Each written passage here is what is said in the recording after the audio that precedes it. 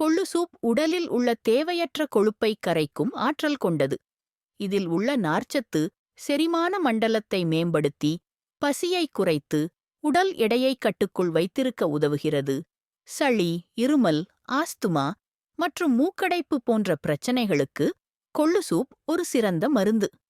இதில் உள்ள சத்துக்கள் உடலில் உள்ள சளியை வெளியேற்றி சுவாசம் சீராக நடக்க உதவுகிறது.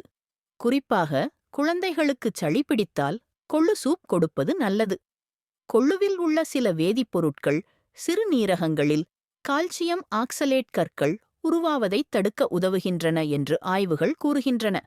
இது டயூரெட்டிக் ஆக செயல்பட்டு சிறுநீர் கழிப்பதைத் தூண்டி சிறுநீரகங்களை சுத்தம் செய்கிறது. கொள்ளுவில் உள்ள அதிகப்படியான நார்ச்சத்து இரத்த சர்க்கரை அளவை கட்டுக்குள் வைத்திருக்க உதவுகிறது. இது கார்போஹைட்ரேட் செரிமானத்தை மெதுவாக்கி இன்சுலின் உணர்திறனை மேம்படுத்துகிறது. இதனால் நீரிழிவு நோயாளிகளுக்கு கொள்ளு சூப் மிகவும் பயனுள்ளது.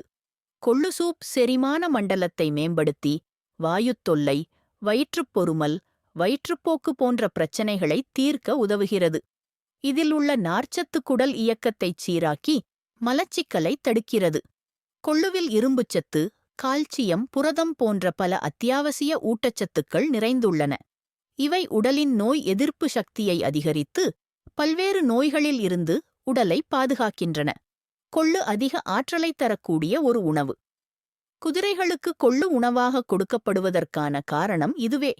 மனிதர்களுக்கும் இது உடலுக்கு வலிமையையும் சுறுசுறுப்பையும் அளிக்கிறது.